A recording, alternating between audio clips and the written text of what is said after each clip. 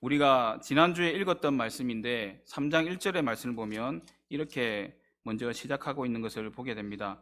먼저 우리 3장 1절을 거슬러 올라가서 함께 한번 읽어보도록 하겠습니다. 3장 1절입니다. 시작. 사울의 집과 다윗의 집 사이에 전쟁이 다윗은 점점 강성하여 가고 사울의 집은 점점 약하여 가니라. 아멘. 예, 우리가 이미 지난주에 읽었던 말씀인데요. 여기에 보면 사울의 집과 다윗의 집 사이에 어떻게 보면 이제 다윗의 쪽과 사울의 집에 속한 사람들끼리 전쟁이 일어나는데 날마다 이제 이게 사이가 좋지 않다 보니까 전쟁이 일어났나 봅니다. 그런데 여기에 어떻게 보면 단순하게 보면 전쟁의 결과가 다윗은 점점 강하여 가고 사울의 집은 점점 약하여 가니라라는 말씀을 통해서 다윗이 많이 이겨가는 모습들로 이제 비춰질 수 있겠습니다. 그런데 여기에 말씀에 내포되어 있는 말씀을 보면 사울의 집과 다윗의 집 사이에 전쟁이 일어났지만 다윗은 점점 강하여져 가고 사울의 집은 점점 약해진다라는 말씀을 통해서 여기 있는 하나님의 섭리가 심겨져 있는 것들을 보게 됩니다. 여기에서 다윗의 집은 점점 강하여지고 사울의 집은 점점 약해진다라는 말씀을 결과적으로 볼 때 어떻게 되어서 다윗의 집은 강하여지고 사울의 집은 약하여졌나라고 이렇게 하면 전쟁을 통해서 우리가 이렇게 세력이 기울었구나라고 단순하게 볼 수 있지만 5장 10절에 보면 이렇게 말씀하고 있는 것을 보게 됩니다. 한 2장만 넘기면 나오는데요. 5장 10절을 같이 한번 읽도록 하겠습니다. 5장 10절입니다. 시작. 만군의 하나님 여호와께서 함께 하시니 점점 강성하여 가니라. 아멘. 다윗이 점점 강하여지는 이유가 뭐라고 되어 있습니까? 만군의 여호와 하나님께서 함께 계신다라고 말씀하시는 것을 보게 됩니다. 분명히 하나님께서는 이제 다윗을 통해서 이새의 집 아들을 통해서 사울 다음 왕으로 이제 세우기로 하나님께서 작정하시고 그에게 사무엘을 보내셔서 기름 붓게 하십니다. 많은 아들이 있었지만 막내인 다윗은 그 자리에 없었지만 하나님께서 사무엘이 하나씩 둘러볼 때마다 하나님께서 아니다 하시고 나중에 막내를 부랴부랴 이제 찾아와서 기름 붓게 되는 장면들이 있습니다. 그걸 통해서 하나님께서 얘다, 내가 선택한 사람은 이 어린 소년이다 라고 말씀하시면서 그에게 기름 붓는 것들을 보게 됩니다. 하나님께서는 이미 소년 시절 때부터 하나님께서 택하셔서 그를 사울 다음으로 사울을 영으로 버리시고 이제 다음 왕으로 다윗을 그렇게 선택하셔서 이제 왕으로 삼는 것들을 보게 됩니다. 그런데 우리가 알듯이 다윗이 바로 왕이 된 게 아니라 어려움들 가운데서 또 나중에는 사울의 미움을 받아가지고 사울의 도망자가 되어가지고 수십 년 동안 이렇게 쫓겨다니는 신세를 겪게 되는 것들을 보게 됩니다. 그런데 이제는 여기에 거의 좀 다 온 그런 모양새지요. 유다 지파의 남유다와 그리고 이스라엘 이제 11지파가 있는 또 보면 북이스라엘이라고 볼 수 있겠죠. 그 북이스라엘이 이렇게 나누어져 있지만 이제 어떻게 보면 우리가 지난주의 말씀을 통해서 지금까지 이어왔던 그 말씀을 통해서 아브넬이라는 사람을 통해 이런 일들이 이루어지는 것들을 보게 됩니다. 부록 이제 아브넬이 우리가 배웠던 것처럼 기회주의자고 어떻게 보면 탐욕이 가득한 사람이고 아나무인인 사람입니다. 자기가 최고인 줄 알고 권력에 휘두르면서 아무도 무서워할 것 없는 그런 사람으로 나오는 아브넬을 통해서 다윗에게 온 이스라엘이 넘어오게 되는 그런 과정들을 거치게 되는 것들을 보게 됩니다. 우리가 1절을 통해서 다윗이 강성해져 가고 사울의 집이 점점 약해지는 이유가 하나님께서 다윗과 함께 하셔서 그를 강성하게 하셨다라고 우리가 보았습니다. 그런데 오늘 제목처럼 하나님의 인도 따라 가지 아니하고 사람의 힘으로 했을 때에 언제든지 어떻게 하나님의 인도하심이 아니라 하나님의 섭리하심이 아니라 그 계획이 아니라 사람의 힘으로 어떻게 해보고 어떻게 계획을 세우고 하다 보면 언제든지 무너질 수 있음을 우리에게 이 말씀을 통해서 우리에게 교훈하신 것을 보게 됩니다. 12절의 말씀을 보면 이렇게 아브넬이 자신을 향해서 자신을 이런 사람으로 소개하는 것들을 보게 되는데, 어떻게 보면 다윗의 비위를 잘 맞추는 것처럼 보이지만 자기 권력을 자랑하는 그런 모습들을 보게 됩니다. 우리 12절을 같이 한번 다시 읽도록 하겠습니다. 시작. 아브넬이 자기를 대신하여 전령들을 다윗에게 보내어 이르되 이 땅이 누구의 것이니까? 또 이르되 당신은 나와 더불어 언약을 맺사이다. 내 손이 당신을 도와 온 이스라엘 당신에게 돌아가게 하리이다 하니. 여기에 보면 어떻게 보면 다윗에게 다윗이 당신이 다음 왕이 되어서 이 온 이스라엘을 다스릴 사람입니다라고 비춰지는 것 같지만, 뒤에 나오는 내 손이 당신을 도와라는 이 말을 통해서, 이 구절을 통해서 이 땅이 누구 것이니까 라는 다윗을 향해서 하는 것 같은 뉘앙스를 보이지만, 그러나 그 말에 담겨져 있는 내용은 이 북이스라엘은, 이스라엘 11지파로 세운 이 이스라엘은 내 손아귀에 있습니다 라고 이렇게 얘기하는 것들을 보게 됩니다. 그렇기 때문에 어떻게 보면 다윗에게 하는 말은 협박은 아니지만, 그리고 그런 뉘앙스는 아니지만, 다윗에게 하는 말은 이 이스라엘이 하나로 뭉치기 위해서는 제 힘 없이는 할 수 없습니다 라는 이런 말들도 내포되어 있는 것들을 보게 됩니다. 그래서 내가 당신을 도와서 이렇게 세울 테니까 어떻게 보면 나와 함께 언약을 맺어서 내가 당신이 왕이 되었을 때 나를 어떻게 써달라, 또 다시 기회를 잡는 그런 아브넬의 모습을 보게 됩니다. 그렇지만 우리가 알듯이 오늘 21절의 말씀을 읽었지만, 여기에 아브넬이 이제 이렇게 조약을 맺고 서로 간에 언약을 맺었는데, 이렇게 다윗도 이 잔치를 배설하고 그리고 그를 기분 좋게 평안히 가게 놓아줬습니다. 그렇지만 아브넬이 생각했을 때는 이렇게 언약을 맺고 이렇게 되었으니 이제는 그 병약한 이스보셋이 아니라, 그리고 막강하고 또 어떻게 보면 사람들이 추종하는 이 다윗을 통해서 내가 어떻게 권력을 잡아보리라 라고 기대했을 수도 있겠습니다. 그렇지만 이 기분 좋게 가는 것도 어떻게 보면 사람의 힘으로 했던 모든 것들은, 그리고 사람의 힘으로 어떻게 계획하고 했던 모든 평안들은 언젠가는 무너질 수밖에 없는 것임을 우리가 다음 구절을 통해서 알 수 있는데요, 27절의 말씀을 보면 이렇게 나오는 것들을 보게 됩니다. 한번 27절을 같이 읽도록 하겠습니다. 시작. 아브넬이 헤브론에 돌아오매 요압이 더불어 조용히 말하려는 듯이 그를 데리고 성 안으로 들어가 거기서 배를 찔러 죽이니 이는 자기의 동생 아사엘의 피로 말미암이더라. 아멘. 평안히 돌아갈 수도 있었고, 그렇지만 이 소식을 들은 요압이 그냥 보냈다는 그 말을 듣고 붕괴하게 됩니다. 왜냐하면 자기 동생의 원수거든요. 죽인 원수기 때문에 어떻게 그냥 돌려보낼 수 있느냐 라는 이제 그 마음으로 직접적으로 얘기는 할 수 없고 유인해가지고 자기와 얘기하고 이제 어떻게 보면 화기애애하게 만들었다가 급습해가지고 배를 찔러서 이렇게 죽이는, 살해하는 것들을 보게 됩니다. 참 어떻게 보면 11지파를 세워서 이스라엘의 막강한 권력을 가지고 어떻게 보면 온 이스라엘을 통일하게 하는 그런 어떻게 보면 1등 공신이 될 수 있는 그런 자리에 있었던 아브넬도 이렇게 보면 허망하게 인생을 마감하는 것들을 보게 됩니다. 우리도 마찬가지로 하나님의 뜻 안에 있지 않으면, 하나님 인도 따라가지 않는 그런 모든 삶들은 어떻게 보면 사람들이 보기에는 합리적인 것 같고, 그리고 어떻게 보면 사람들이 볼 때는 참 좋아 보이지만, 그것들이 하나님 뜻 안에 하나님 인도함 따라 가지 않는 그런 계획들은, 사람의 어떻게 보면 계획과 그런 힘으로 세운 모든 것들은 언제든지 무너질 수 있음을 우리에게 시사하는 내용이라고 볼 수 있겠습니다. 그리고 언제든지 우리의 관계들이 깨어질 수 있는 것들을 보게 됩니다. 왜냐하면 아브넬도 이스보셋과 함께 어떻게 보면 처음에는 이스라엘 이렇게 11지파를 통해서 왕으로 세우고 나라를 세울 때는 서로 간의 사이가 참 좋았을 겁니다.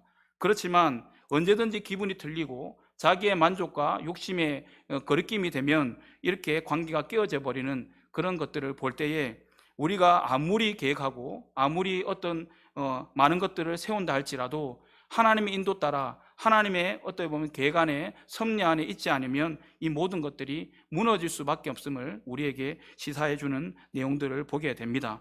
그리고 또 한 사건이 나오는데요. 여기에 보면 14절부터 16절까지 말씀 보면 미가를 사울의 딸인 미가를 데려오라는 이런 전령들을 보내게 됩니다.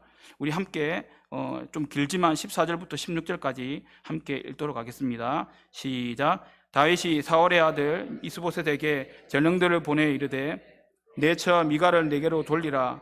그는 내가 전에 블레셋 사람의 포피 100개로 나와 정원한 자니라 하니 이스보셋이 사람을 보내 그의 남편 라이스의 아들 발디엘에게서 그를 빼앗아오매 그의 남편이 그와 함께 오되 울며 바오림까지 따라왔더니 아브넬이 그에게 돌아가라 하며 돌아가니라. 아멘. 우리가 잘못 보면 잘 살고 있는 가정을 깨뜨린 다윗의 모습을 보게 되는 또 비춰줄 수 있는데 보면 다윗과 미갈은 이혼한 적이 없습니다. 헤어진 적이 없습니다. 가정을 깨뜨린 적이 없습니다.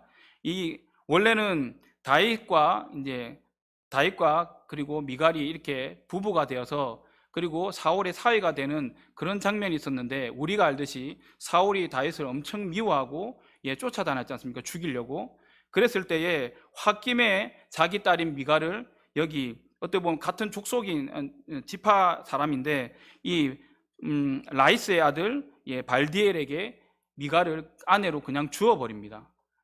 자기 어떻게 보면 사위는 다윗이었는데 어떤 약속을 통해서 여기에 보면 포피 100개로 나와 정원한 자라고 얘기하지 않습니까? 원래 이제 사무엘상 말씀을 가보면 18장에 보면 이런 말씀이 있습니다. 블레셋 그 전투에서 다윗을 죽이게 하려고 표피 100개를 가져오면 이렇게 결혼하게 하겠다라고 이렇게 얘기합니다. 그랬을 때에 다윗이 승낙을 하죠. 그랬을 때에 사울은 얘는 분명히 나가서 이 표패를 베낀다는 게 어떻게 보면 그 남자의 성기에 있는 그것들을 잘라서 오는 거기 때문에 전쟁하면서 어떻게 그걸 다 자르겠습니까? 그런 이제 긴박감 있는 그런 전쟁터에서 이걸 가져온다는 것은 자기가 생각해도 불가능한 일이라고 생각했던 겁니다. 그런데 다윗이 나가서 100개가 아니라 200개를 들고 이렇게 와서 승전하고 이렇게 돌아온 것들을 보게 됩니다.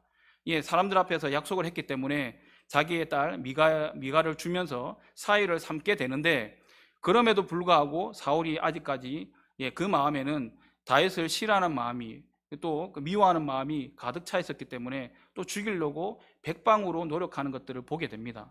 그랬을 때 도망하고 있을 때에 근데 그때 사울이 이제 화가 이제 홧김에 그 미가를 바라보면서 미가를 이제 다른 사람 남자에게 그렇게 어떻게 보면 결혼시켰다기보다는 그냥 아내로 줘버리는 그런 사태가 벌어진 것들을 보게 됩니다. 그래서 세월이 흘러서 이렇게 또 평온한 기회가 생겨서 그 아브넬이 이렇게 제안했을 때에 내 사울의 딸 미가를 이렇게 나에게 올 때 나에게 데려오라 이렇게 전령들을 보낸 것들을 보게 됩니다.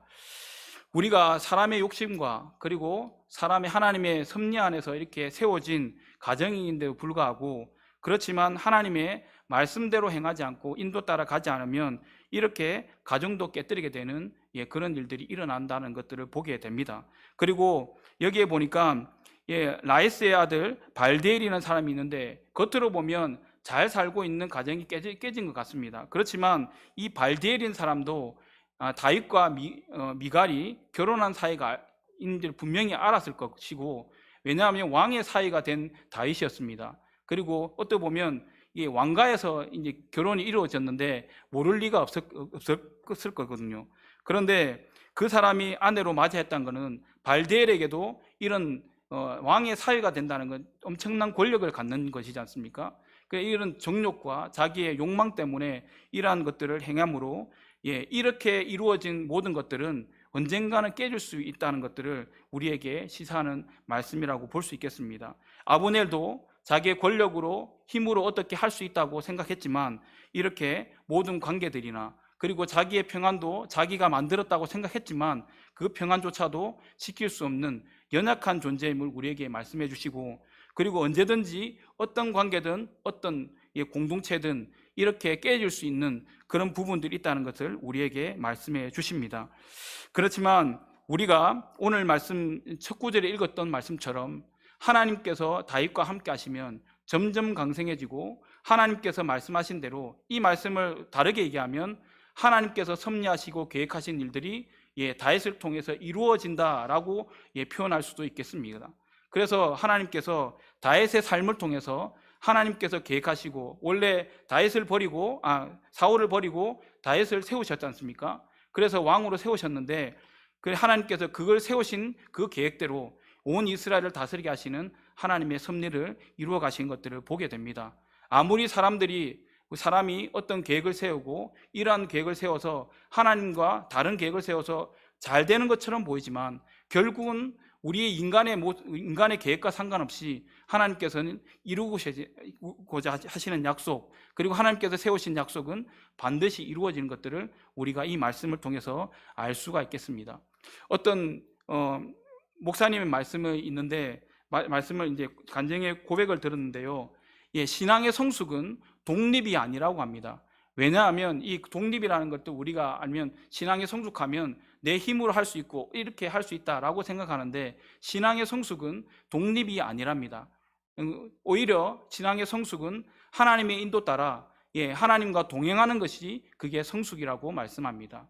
왜냐하면 하나님의 인도함 없는 사람들은 언제든지 위험할 수 있고, 오늘 말씀처럼 언제나 무너질 수 있고, 그리고 언제나 위태한 모습들을 보게 됩니다. 그렇지만 하나님과 동행하는 사람은 지금 당장 어렵고 힘들 수도 있지만 반드시 그 사람을 향한 하나님의 계획은 이루어진다는 것을 우리가 이 말씀을 통해서 우리가 알 수가 있겠습니다.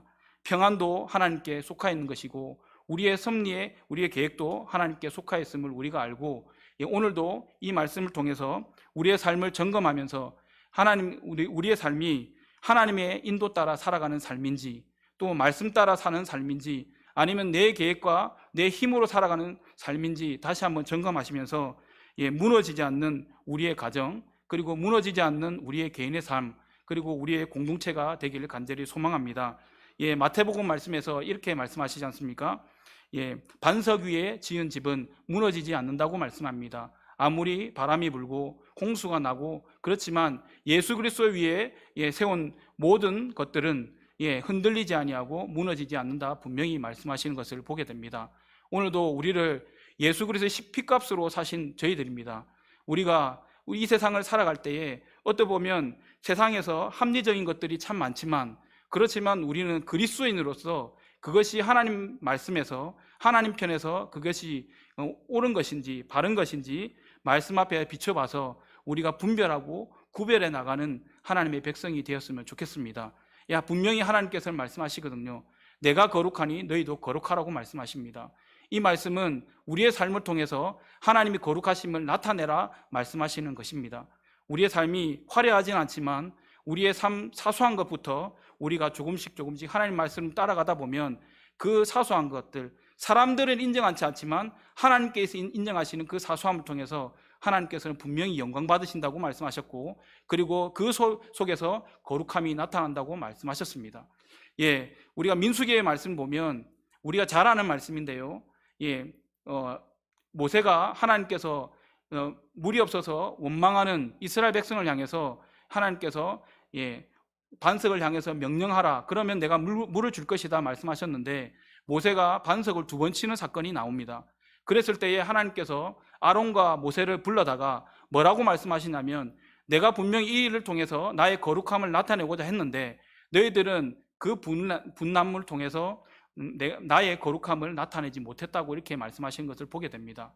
그래서 어떻게 보면 그 하나의 잘못 때문에 하나님의 거룩함을 나타내지 못한 그 사건을 통해서 모세는 그 가나안 땅을 바라보기만 하고 그때 산 위에서 임종을 맞이하는 것들을 보게 됩니다.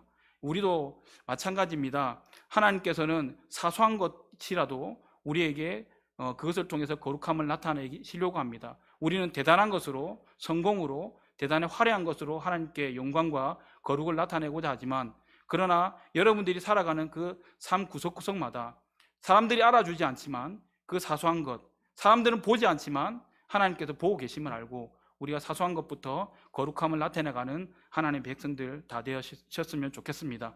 오늘도 하나님 인도 따라 걸어가심으로 세상 가운데 승리하시고 하나님 가운데 칭찬받는 모두가 되었으면 좋겠습니다. 기도하시겠습니다.